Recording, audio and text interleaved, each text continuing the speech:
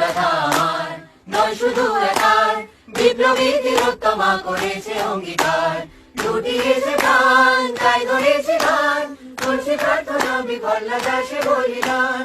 আজ ঢুকছে হে সুপ্ত চেতনা, অন্ধকার হতে আলোকে হোক না পাচ্ছে না।